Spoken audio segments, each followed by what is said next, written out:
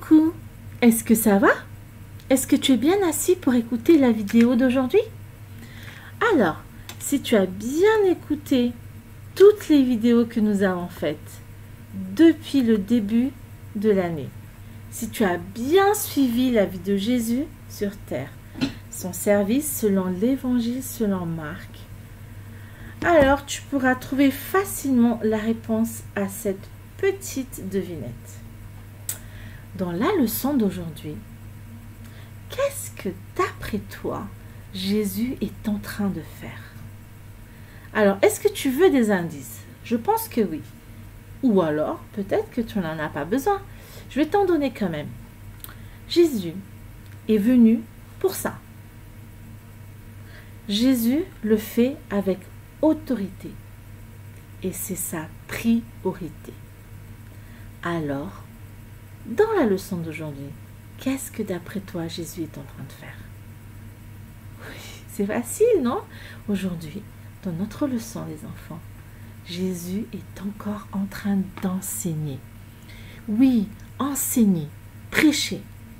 On a vu la semaine dernière qu'il était dans la maison en train d'enseigner. Qu'il était en train d'enseigner les disciples, les pharisiens. 1, 2, 3, 4, 5. Dans notre passage biblique d'aujourd'hui, il est écrit que beaucoup de monde était assis autour de lui. Beaucoup de gens. Une foule. Mais pendant qu'il enseignait, dis-toi que pendant qu'il enseignait et pendant que la foule était assise pour l'écouter, on l'interrompt. Voilà qu'on interrompt Jésus. Des gens lui disent: ta mère et tes frères sont dehors et ils te demandent. Ta mère et tes frères? La mère et les frères de Jésus? Ben oui, les enfants, vous vous souvenez, on avait vu avec Fanny que Jésus avait une famille. Et est-ce que tu te souviens que cette famille ne comprenait pas toujours Jésus? Même si sa famille a vécu avec lui, même si elle voit sa manière de vivre chaque jour, même si elle sait qui il est, pourquoi il est venu sur cette terre, elle ne comprend toujours pas. Elle l'interrompt quand même dans ce qu'il est en train de faire. Oh, sa famille a dû se dire: c'est quoi tous ces gens encore quand ils voient la foule? Appelez-nous Jésus. En fait, ils ne vont même pas se déplacer. Ce n'est pas la mère et les frères qui vont appeler Jésus. Allez, appelez-le. En fait, c'est comme si ils donnaient un ordre. Ils ordonnaient que Jésus arrête ce qu'il fait. Maintenant, tu arrêtes. Il faut que tu viennes nous voir. En fait, ce qui est important pour eux, c'est que Jésus vienne les voir. Alors, au lieu de venir s'asseoir et écouter son enseignement, ils le font appeler. Alors, la foule a dû se dire: peut-être qu'il faudrait qu'il vienne voir sa famille. C'est sa famille quand même. Mais alors, qu'a fait Jésus, les enfants? Est-ce que c'est important? Ben oui, c'est sa famille quand même. Est-ce qu'il a tout arrêté?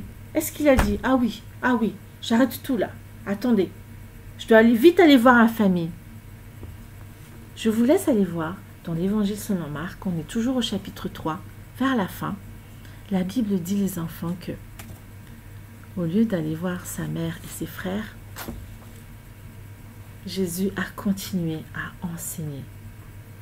Tout dans sa priorité est toujours d'enseigner la parole de Dieu, la volonté de Dieu. Alors, il va poser une question à la foule. Une question bizarre quand même. Qui est ma mère et qui sont mes frères?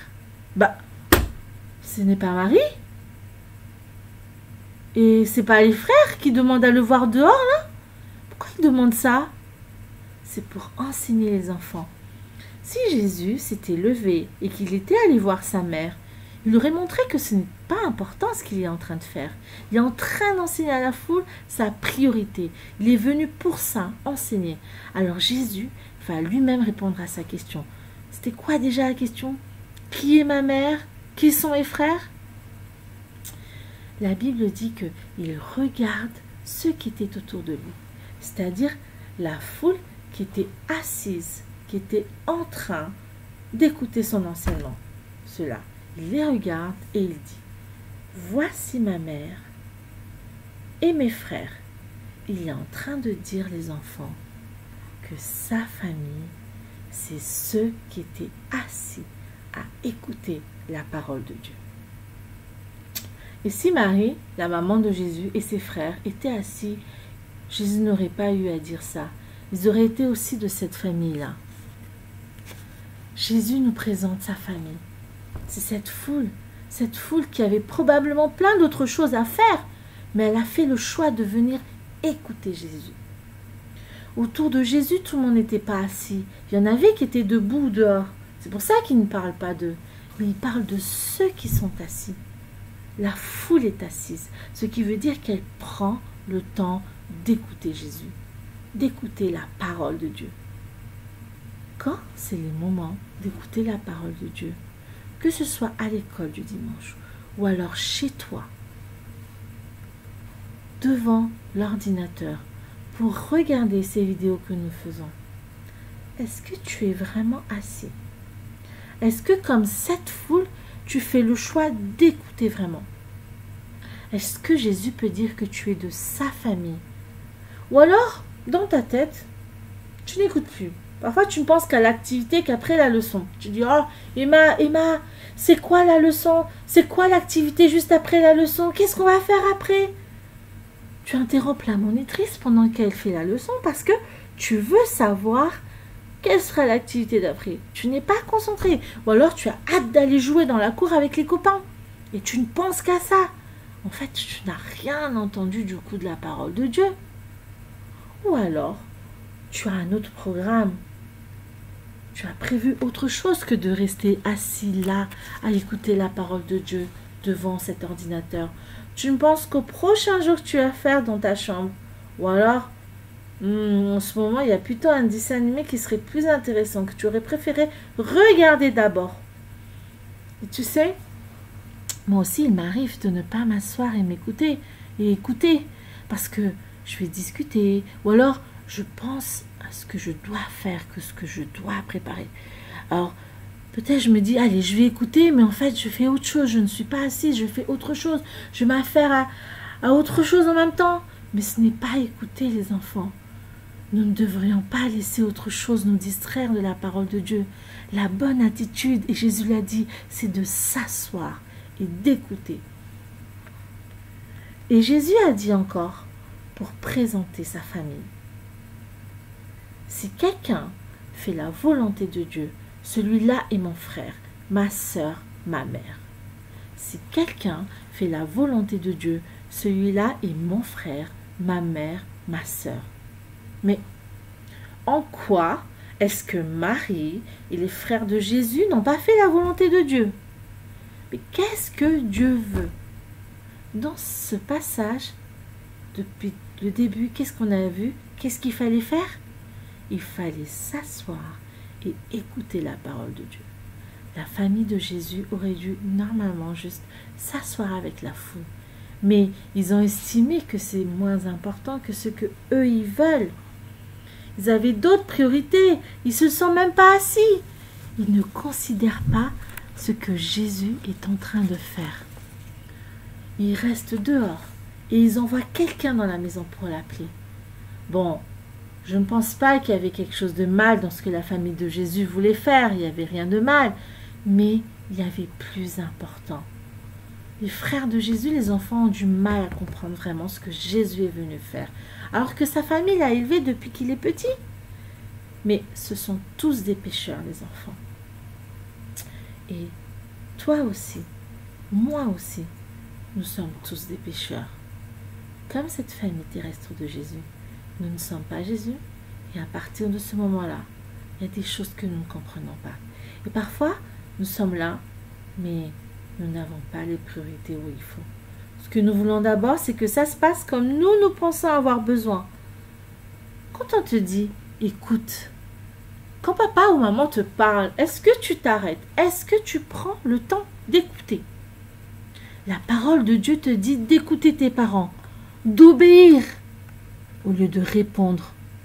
Mais comment veux-tu bien faire si tu n'as même pas écouté? au lieu de t'asseoir et d'écouter, bah non. Tu vas aller jouer ou alors tu fais autre chose en même temps.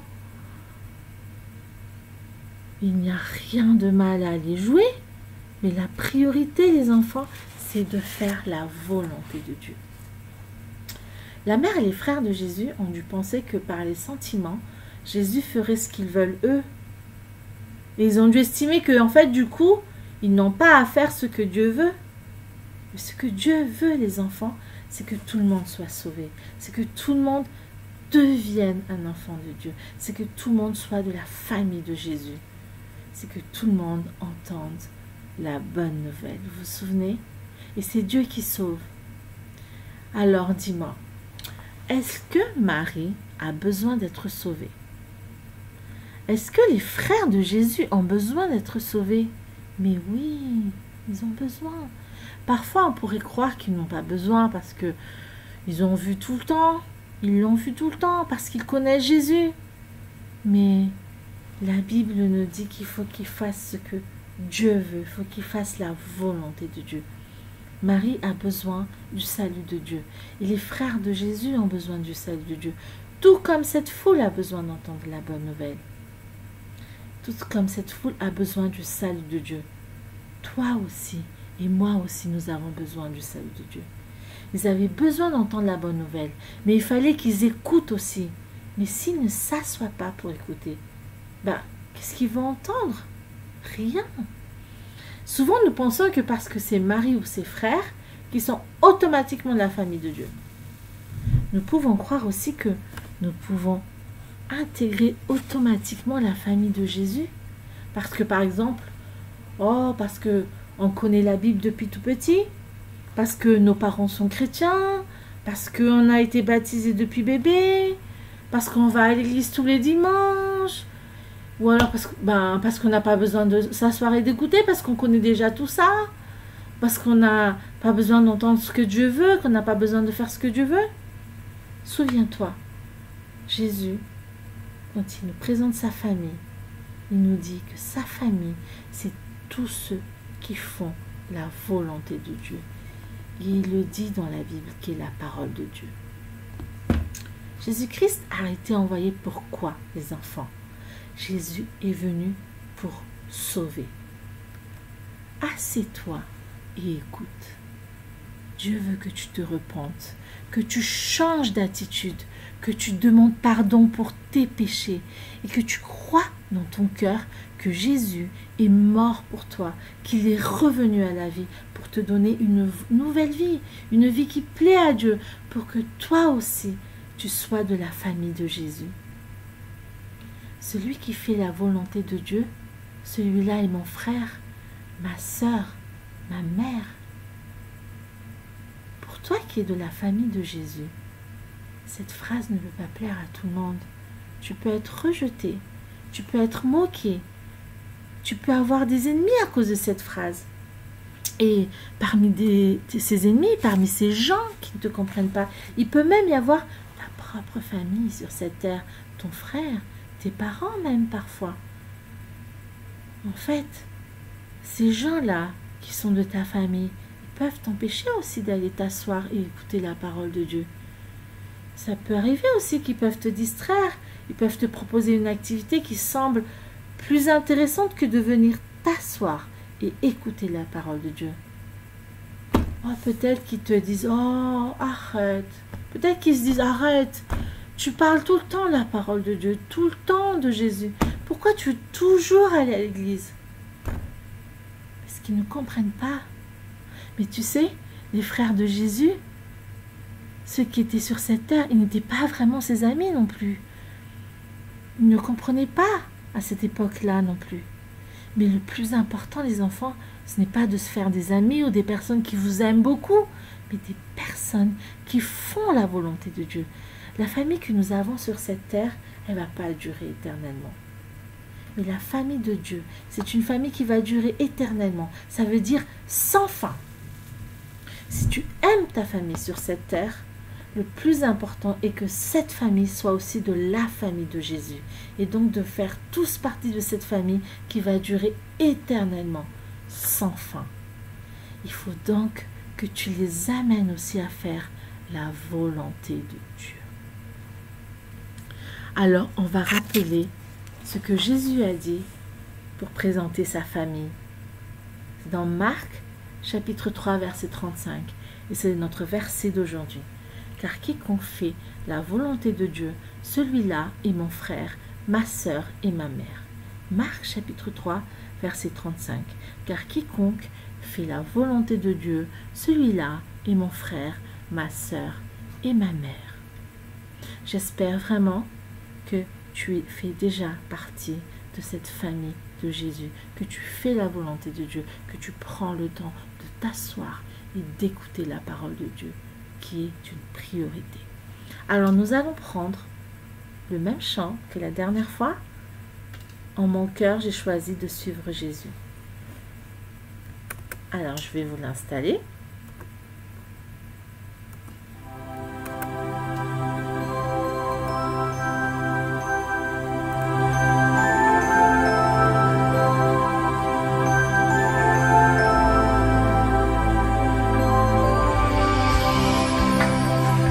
En mon cœur j'ai choisi de suivre Jésus-Christ. En mon cœur j'ai choisi de suivre Jésus. En mon cœur j'ai choisi de suivre Jésus-Christ. Oui, pour toujours. Oui, pour toujours. Si mes amis s'en vont, qu'importe, moi j'irai. Si mes amis s'en vont, qu'importe, j'irai. Si mes amis s'en vont, qu'importe, moi j'irai. Oui, pour toujours. Oui, pour toujours. Au monde je dis non, joyeux je prends ma croix. Au monde je dis non, j'accepte la croix. Au monde je dis non, joyeux je prends ma croix. Oui, pour toujours, oui, pour toujours. Veux-tu décider de suivre Jésus-Christ? Veux-tu décider de suivre Jésus? Veux-tu décider de suivre Jésus-Christ? Oui, pour toujours, oui, pour toujours. Suivre Jésus, oui, pour toujours.